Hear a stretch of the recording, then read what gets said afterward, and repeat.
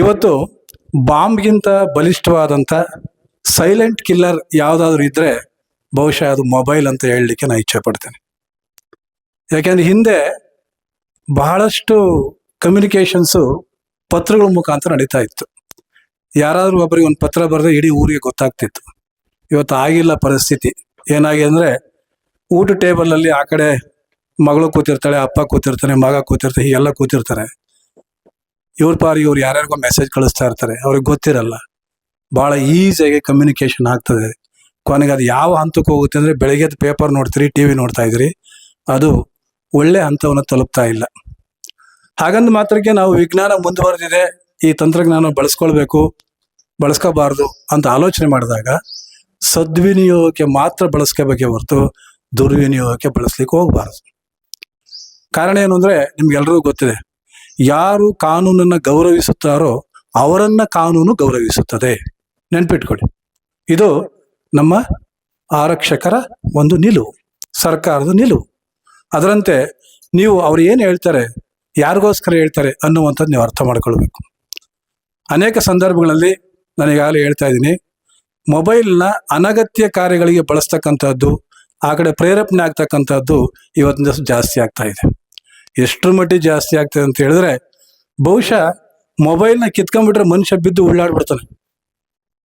ಊಟ ಇದ್ರು ಇದ್ದು ಬಿಡ್ತಾನೆ, ಬೇಕಾದ್ರೆ ಮನೇನೂ ಮರ್ತು ಬಿಡ್ತಾನೆ, ಎಲ್ಲ ರೀತಿ ಮರ್ತ್ಬಿಟ್ಟು ಅಷ್ಟು ಅಡಿಕ್ಟ್ ಆಗ್ಬಿಟ್ಟವನೆ.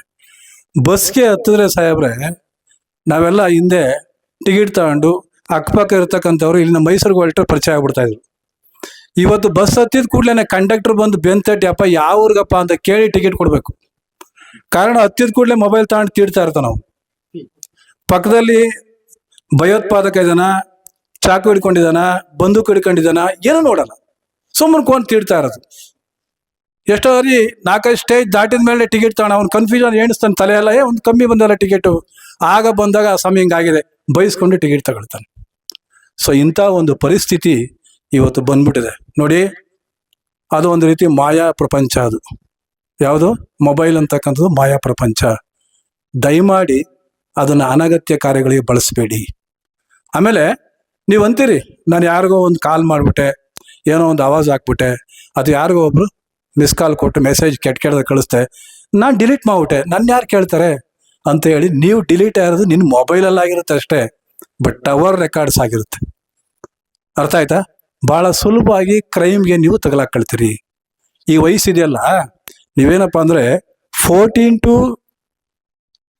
to 18 ಇದೆಯಲ್ಲ, ಆ ಏಜಲ್ಲಿ ಇರ್ತಕ್ಕಂಥವ್ರು ನೀವೆಲ್ಲ.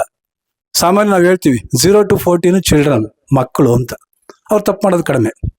14 to 18 ಅಡೋಲ್ಸೆಂಟ್, ತರುಣರು ಅಂತ ಹೇಳ್ತೀವಿ ನಿಮಗೆಲ್ಲ. ನಿಮ್ಮ ಮನಸ್ಸಿದೆಯಲ್ಲ ಹುಚ್ಚು ಕುದುರೆ ಇದ್ದಾಗೆ. ಬಿಳಿ ಪೇಪರು, ನಾವು ಒಳ್ಳೇದು ಬರೆದ್ರು ಬರ್ಸ್ಕೊತೀರಿ, ಕೆಟ್ಟದ್ದು ಬರೆದ್ರು ಬರ್ಸ್ಕೊತೀರಿ. 18 and above ಇದೆಯಲ್ಲ, ಅದು ಮೇಜರ್. ಅವ್ರು ತಪ್ಪು ಮಾಡೋದು ಶಿಕ್ಷೆ ಗ್ಯಾರಂಟಿ ಇದೆ. ಅದಕ್ಕೋಸ್ಕರ ಈಗ ನೀವೇನು ಬರ್ಕತ್ತೀರಿ ಮೈಂಡಲ್ಲಿ, ನಿಮ್ಮ ಜೀವನ ಪೂರ್ತಿ ಉಳ್ಕೊಳ್ತದೆ. ಅದಕ್ಕೋಸ್ಕರ ದಯಮಾಡಿ ಹೇಳ್ತೀನಿ, ಈ ಒಂದು ವಿಚಾರದಲ್ಲಿ ಮೊಬೈಲ್ ಬಳಕೆ ಇದೆಯಲ್ಲ, ಅದು ಬಾಂಬ್ಗಿಂತ ಬಲಿಷ್ಠವಾದ್ದು. ಭಾಳ ಎಚ್ಚರಿಕೆಯಿಂದ ಬಳಸಬೇಕು ಅಂತೇಳಿ ನಿಮ್ಮಲ್ಲಿ ನಾನು ತಿಳಿಸ್ಲಿಕ್ಕೆ ಬಯಸ್ತೇನೆ. ಒಂದು